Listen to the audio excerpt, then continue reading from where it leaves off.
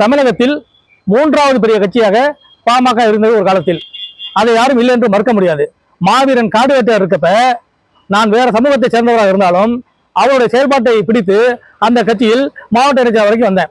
ஆனா அவர் மறைவுக்கு பின்பாக நான் வந்து வேற கட்சியில் சேர்ந்துட்டு வச்சுங்க. அதை விட நல்ல தொலைநோக்கு திட்டம் கொண்டவர் டாக்டர் ஐயா.